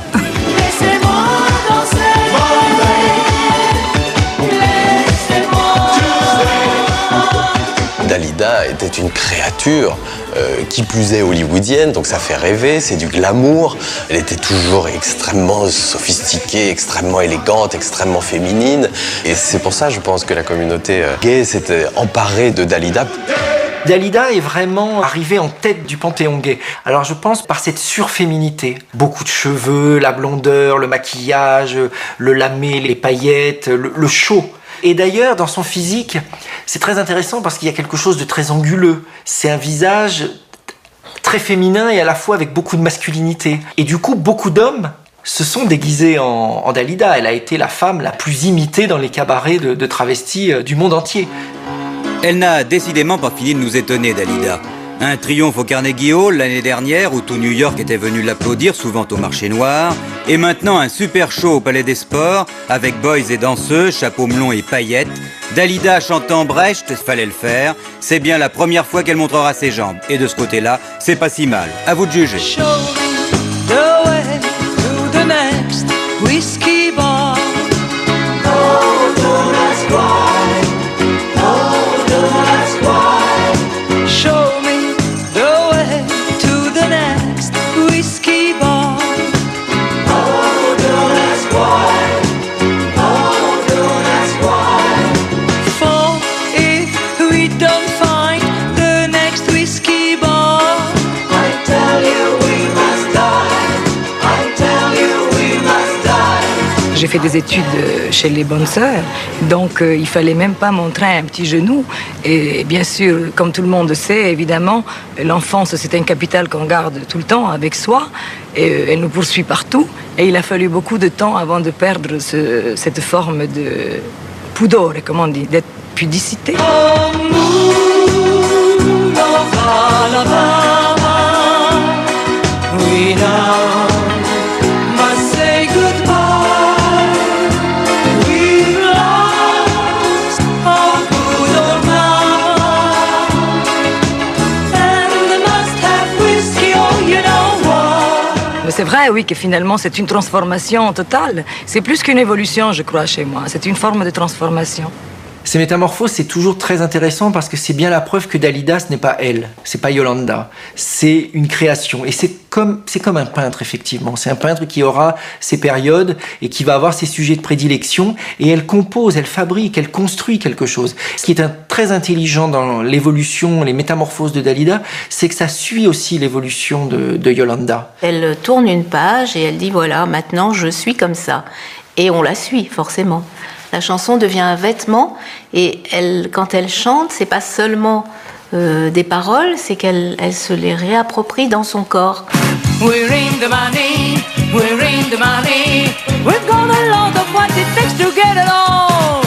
We're in... Quand on lui demandait qui es-tu, Dalida, elle avait l'habitude de répondre par une jolie formule. Je suis un parlement.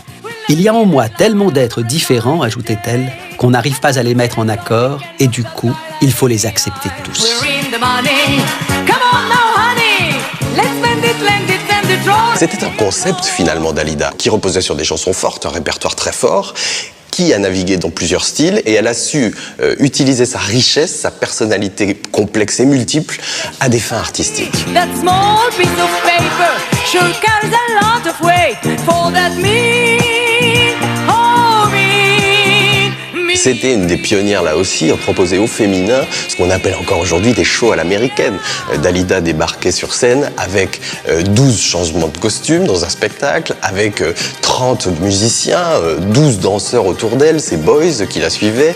Elle avait des tenues hallucinantes, extravagantes. Elle était vraiment l'incarnation du show spectaculaire qui faisait rêver la génération de l'époque et qui épatait ceux qui avaient connu Dalida dans les années 50 où effectivement elle apparaissait un peu figée derrière son micro, un peu timide, en chanteuse exotique. 1956-1981.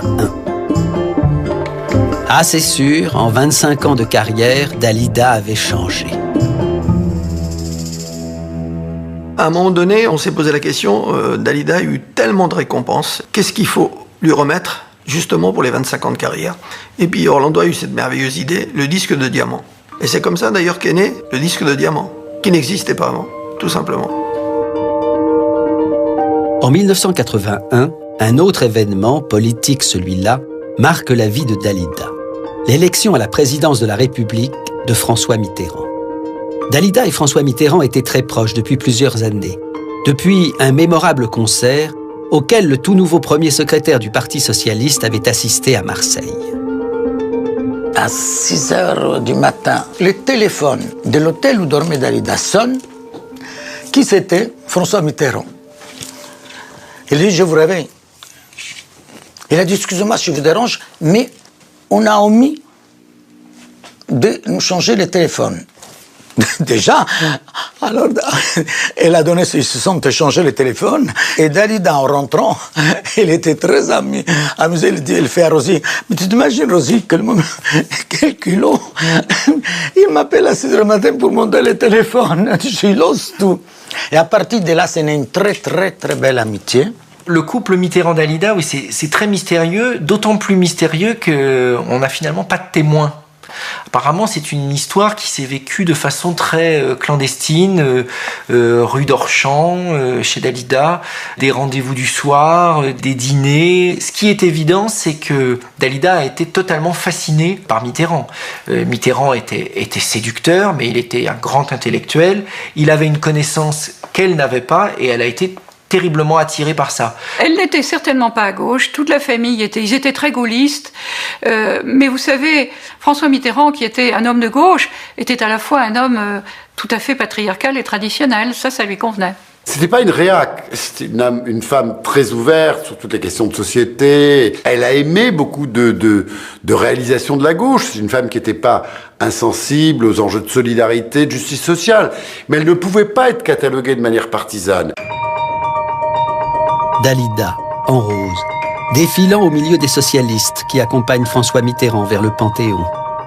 Dalida, enjouée, heureuse d'être en première ligne et de participer à l'euphorie générale, sinon à la grande histoire. Dalida, insouciante et qui ne prend pas la mesure des risques encourus. À l'époque, il y a quelqu'un qui a un talent fou, qui s'appelle Thierry Le Luron, qui occupe beaucoup l'espace télévisuel et qui lui met des tartes dans sa tête tout le temps, quoi. C'est-à-dire que elle le prend bien, elle fait des shows avec lui, etc. Mais enfin, c'est pas rigolo d'être moquée sans arrêt à la télévision. Elle n'était pas moquée parce qu'elle chantait des chansons nulles. Elle est moquée parce qu'elle est, entre guillemets, la poule du président, ou elle aime la rose, enfin des trucs tout le temps un peu limite. Elle n'est pas attaquée pour qui elle est. Elle est attaquée parce qu'elle a eu la gentillesse de donner son amitié à un homme, et son amour même, et en retour, elle n'a rien.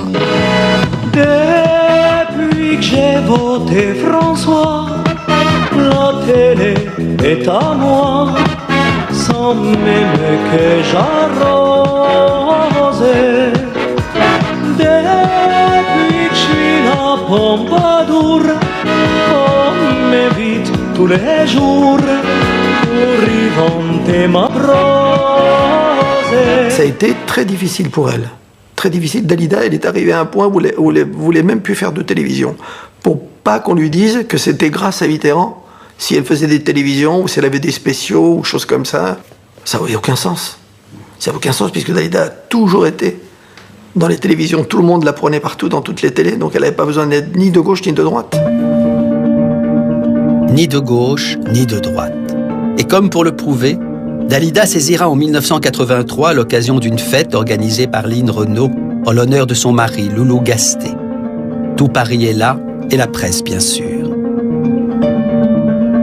Jacques Chirac est assis à la table juste au pied de la scène, et à un certain moment, Dalida va sur scène pour rendre hommage à Loulou. Et on chante le soir, toutes les deux, en duo. Et puis quand on a terminé la chanson, qu'on descend de scène, il restait qu'une petite marche, Jacques Chirac, et tout le monde, toute la salle était debout, Jacques Chirac était là. j'ai poussé un tout petit peu Dali. Elle lui est tombée dans les bras. Elle s'est accrochée à son cou et ils s'embrassaient tous les deux. Et moi, je me suis glissée sous la table pour surtout ne pas être dans le milieu de ce moment important. D'ailleurs, ça fait la une de toute la presse le lendemain. Même si elle réussit à calmer le jeu, en se faisant dès lors plus discrète, Dalida mettra du temps à se remettre de son immersion douloureuse dans la politique. Et ce, d'autant plus que 1983 est doublement sombre. C'est l'année où Richard Chanfray, dont elle est séparée depuis 2 ans, décide à son tour de se tuer, comme Lucien Maurice, comme Luigi Tenco. Et c'est aussi l'année où Dalida franchit le cap redouté de la cinquantaine. Vieillir n'a jamais été l'un de ses projets, et son âge la déboussole. Elle s'est regardée, elle dit, mon Dieu, voilà, je vais vieillir, il n'y a plus personne, aucun homme qui voudra de moi. Ça, je me rappelle toujours que je disais, mais ça va pas. Je dis dans ta tête, regarde-toi. Elle avait un physique d'une jeune fille de 16 ans. Vous savez, je l'ai vue souvent à poil, comme on dit. Je dis, mais tu ne te vois pas comment tu es. Tu es magnifique et tout ça. Elle me dit, non, c'est fini. Elle ne supporte pas du tout le sentiment du vieillissement physique. C'est quelque chose de très dur pour elle, qui a surmonté, enfant, un sentiment terrible d'infériorité par sa beauté. Et tout d'un coup, voilà que ça, elle ne peut plus vraiment, de la même manière, compter dessus, et elle le vit vraiment très mal. Et c'est une période où elle se fait beaucoup opérer des yeux, parce qu'elle a mal.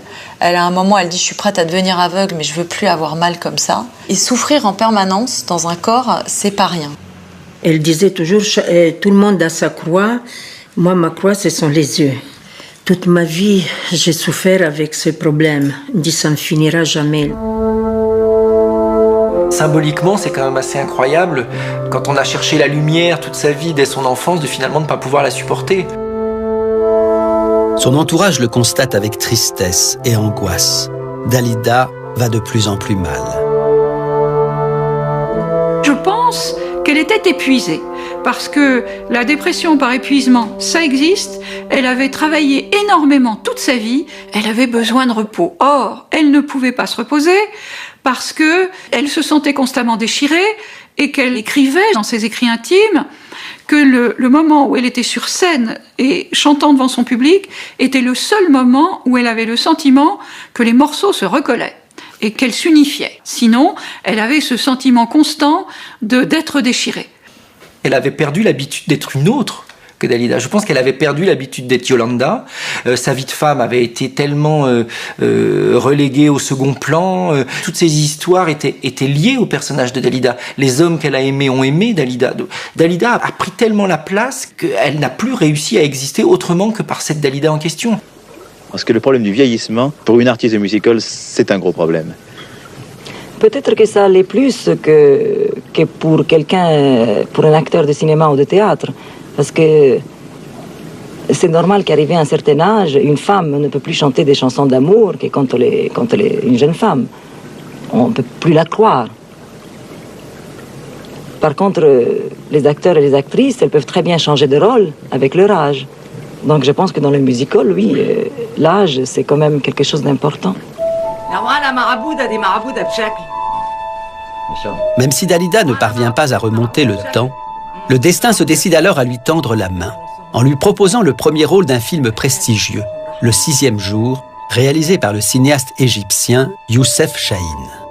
Cette proposition l'enthousiasme et elle accepte avec joie. J'ai perdu mon identité parce que les cheveux, bon, pour moi, c'est quelque chose d'important. Les mains, tout ça, on m'a coupé les ongles, il n'y a pas un cheveu qui dépasse. Mais c'est formidable parce que je vis une histoire, je la sens en moi et je vis quelque chose de différent, une femme différente. Et je ne sais pas qui c'est Dalida. Hélas, au bout du compte, et même si elle se montre parfaite, le résultat est l'inverse de celui qu'elle pouvait espérer. Le film de Chahine a été terrible. Ça a été une mauvaise idée pour Dalida de rentrer dans un film comme ça. Et quand elle a vu cette femme dans ce voile serré comme ça, ce visage qui était devenu un visage de ces femmes de ces pays-là, qui ont des visages durs et tout ça, elle a dû voir une image d'elle qui vraiment ne lui plaisait pas. Et elle se voyait pas avec ce physique-là, on lui avait tout enlevé, quoi. On dit toujours que les femmes sont castratrices, mais les hommes, quand ils sont créateurs, comme ça, peuvent être très castrateurs aussi. Elle était fière qu'elle avait tourné ce film, de ce rôle-là, qu'elle avait été saluée par toute la critique, mais c'est pas l'image qu'elle voulait laisser d'elle. Quand elle s'est vue sur l'écran, un peu vieillie et tout ça, car c'est ça qui allait arriver avec le temps. Hein? Elle n'a pas voulu que le temps fasse son œuvre, elle a voulu le dévancer. Et surtout, elle a dit toujours cette phrase, « Personne baissera le rideau pour moi. C'est moi qui mettrai le mot final. » Il m'arrive souvent d'en vouloir à Yolanda de nous avoir privés si vite de Dalida. Les mois qui suivent sont terribles pour celle qui chante désormais son désir de mourir sur scène. Faute de savoir nommer ce qui lui arrive, ses proches parlent d'une aggravation de la dépression et ils se désolent de leur impuissance. Au quotidien, Dalida n'est pourtant pas seule, mais cela ne vaut guère mieux. Avec l'énergie du désespoir, elle est tombée amoureuse de François, un médecin brillant, mais déjà marié et nullement prêt à divorcer pour elle. Elle a beaucoup capitalisé sur cette histoire, beaucoup espéré, et elle aurait même dit que c'était sa dernière chance, que cette histoire, c'était vraiment son va-tout. Elle avait été habituée à avoir des hommes qui étaient chez elle tout le temps, qui dépendaient d'elle. Mais lui, il faisait autre chose, quoi. Il vivait autre chose. Et ça, c'était pas supportable pour elle. Elle avait l'impression que... Elle n'avait pas l'impression. Elle m'avait dit, c'est le dernier. Elle vivait de plus en plus dans la petite pièce qui était contre sa chambre avec Jacqueline, son habilleuse, à taper le carton. Elle avait arrêté les dîners du dimanche soir où elle recevait tous les copains. La maison de la rue d'Orchamps était souvent close, les volets fermés. Enfin, il y avait quelque chose de crépusculaire.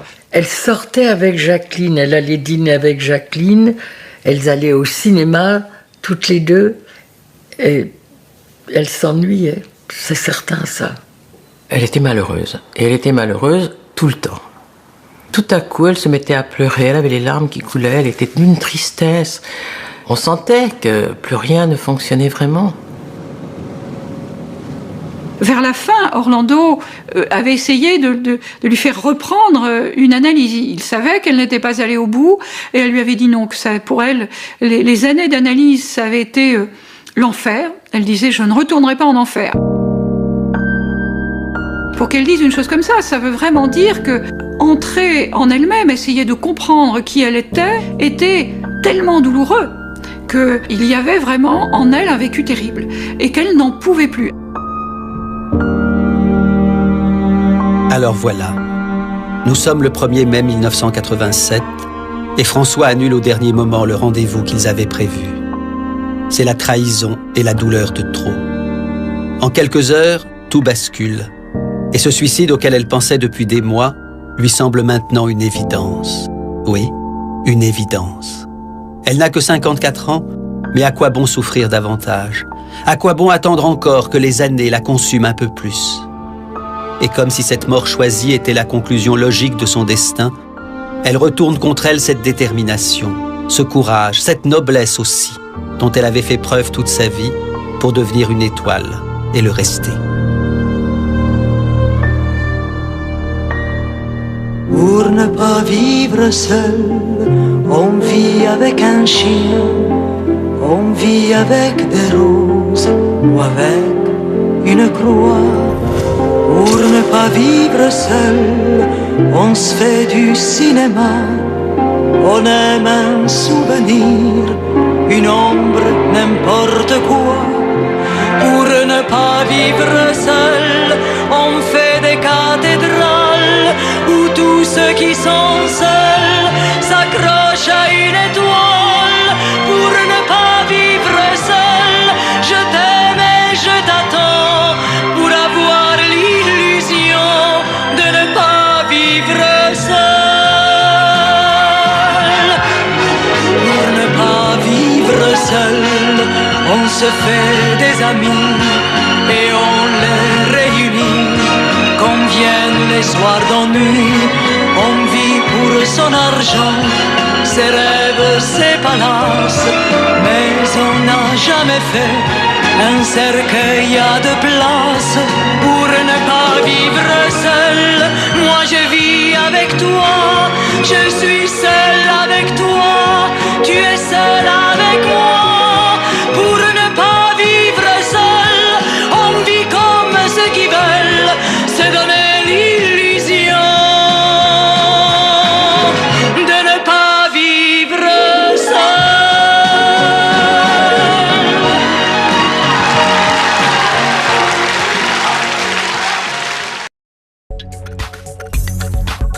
Ce film est une gracieuseté des archives personnelles de Normand Daoust.